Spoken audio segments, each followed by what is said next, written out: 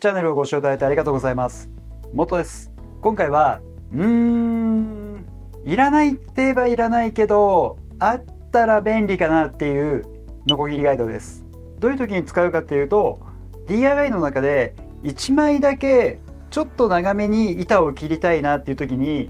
丸ノコを使うほどでもないんだけど、まっすぐに切る方法ってないなっていう時。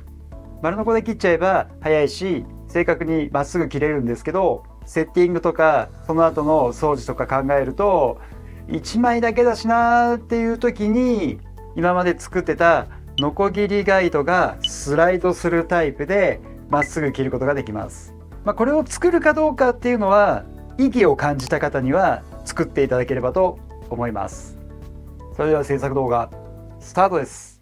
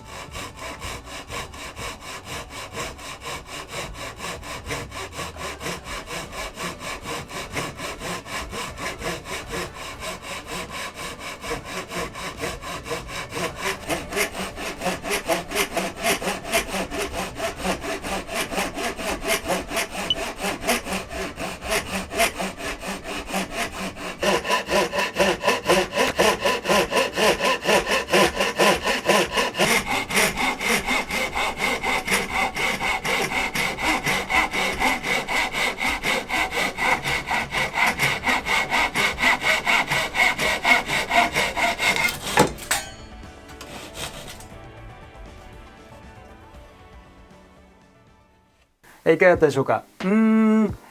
僕は結構1枚だけ切りたいっていう場面が多くて、現状この工房であまり電動工具を使えないっていうのもあるんですけど、こういったものがあると手軽に切れて掃除も楽だしいいかなと思います。切る板の厚さとかあまり長いカットだと疲れちゃったりとかするんで、厚さ 9mm ぐらいで30センチから40センチぐらいのカットであれば有効なんじゃないかなと思います。よろしかったら参考にしてみてください。モットチャンネルではこのようなガイドやジグの制作や初心者講座などを配信しています。またモッツ工房では家具や雑貨などの制作動画を配信しています。よろしかったらこちらもチェックしてみてください。それでは。